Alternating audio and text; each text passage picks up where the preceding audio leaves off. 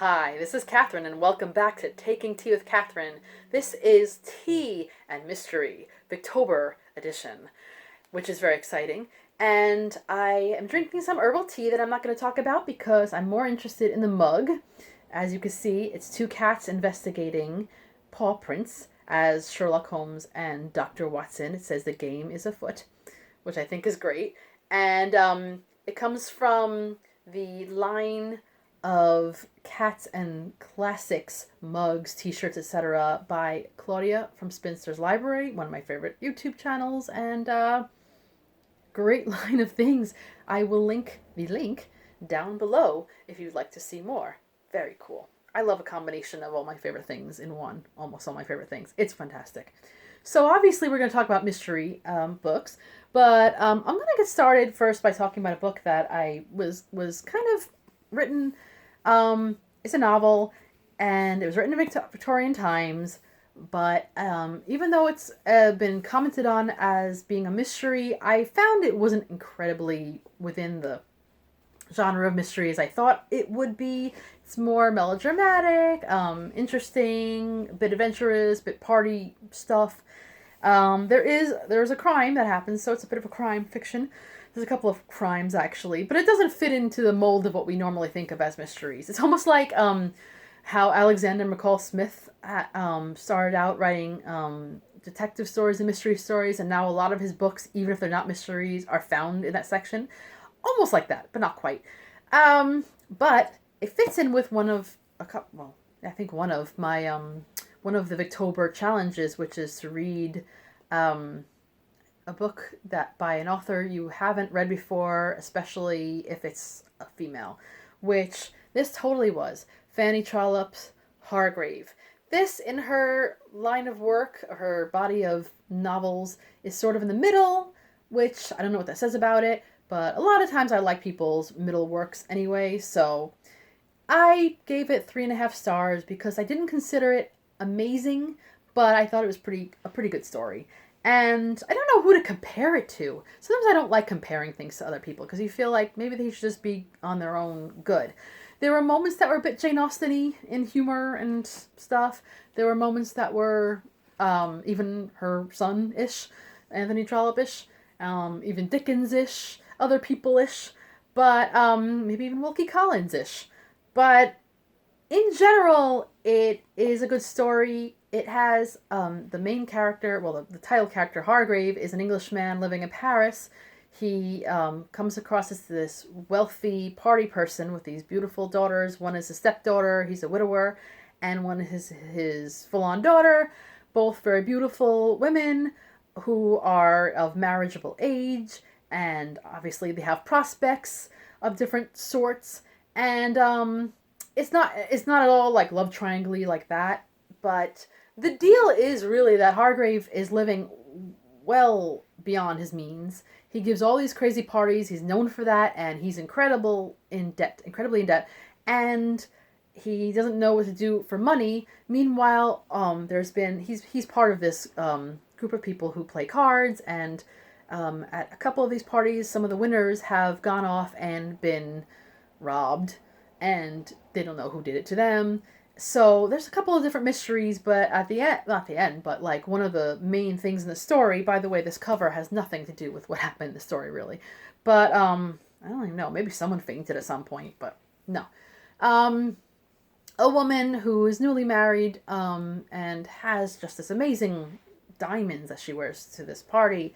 She goes missing, and so do her diamonds, obviously, and some other people who shouldn't be blamed are blamed, but Hargrave feels like people are looking at them, and he and his daughters sort of have to come up with a deal of how to cope with it.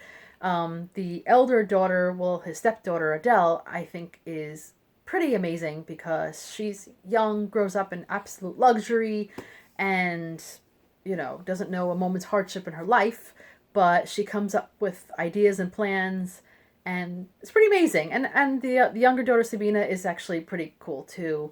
There's a whole other plot having to do with Germany, and well, not plot, it's part of the story, but finding this fairy castle. In other words, it's a real castle, but somehow not everyone sees it. It comes out of the mist somehow.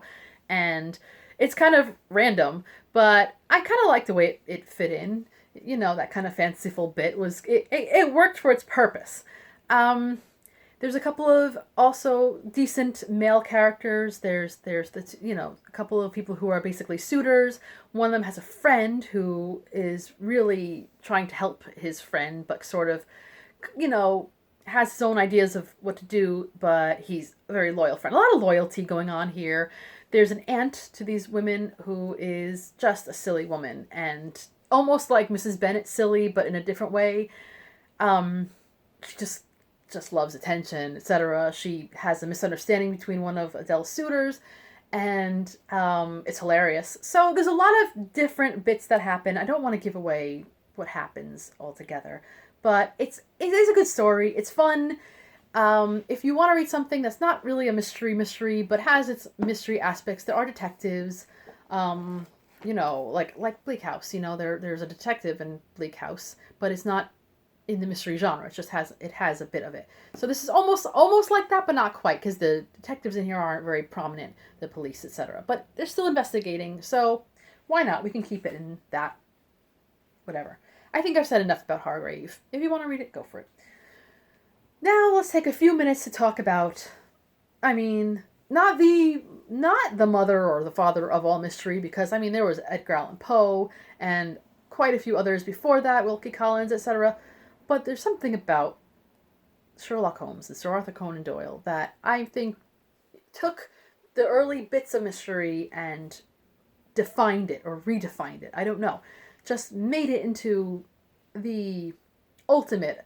The only other person who's done more to me with mystery is Agatha Christie, who was amazing, but even she was inspired by the Sherlock Holmes mysteries.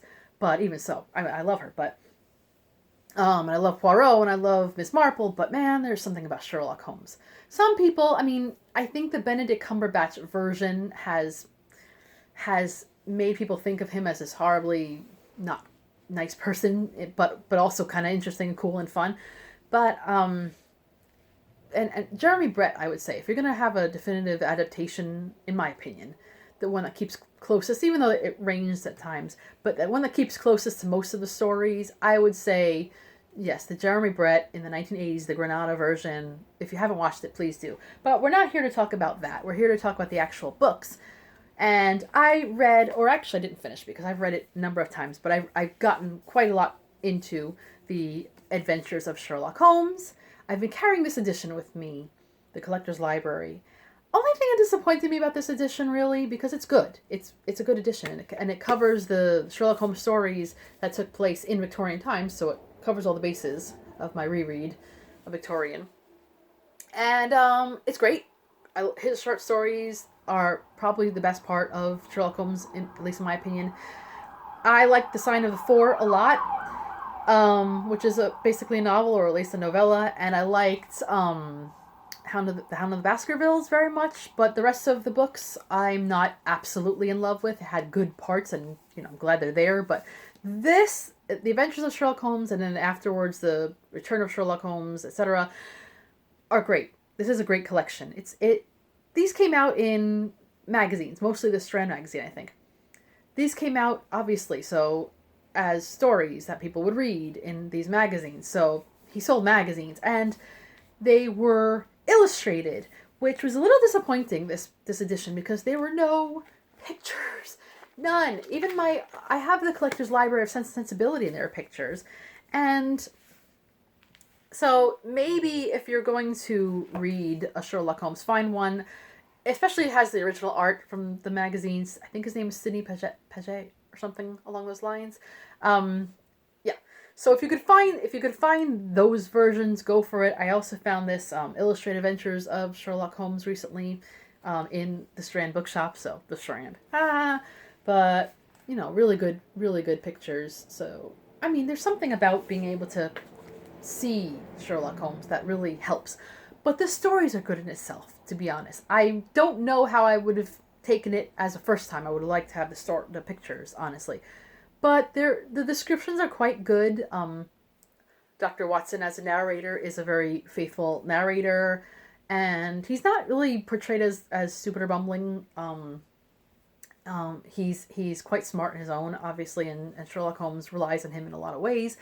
I did read the story. I think it was in the Five Pips, maybe not. I've read quite a few of them recently, but yeah, I think it was that one where Sherlock Holmes mentions he doesn't have any friends except for Watson. He doesn't say it in a really emotional way or anything. It's just a kind of offhanded comment, which is interesting. So he's eccentric, obviously, very intelligent. Obviously, he sees things that other people don't see. Well, he observes. He takes what is seen and sees below it, and it's really cool how he does that, and how the details that he can see from something that we all just as commonplace, observers, it would just go right past us. And I love the idea of that, and it's accessible to the point that you can almost see some person in real life thinking that way, but it's still a bit of a reach to imagine someone really as genius as that. So it's great, there's enough of an adventure where he gets into the action that makes it good, but he also spends time thinking about things. He goes into he calls it, I think here, brain attic. I know in the Cumberbatch version they called it the mind palace, but either way, it's like going into your mind and spending time with what you know and what you've seen and coming up with a solution.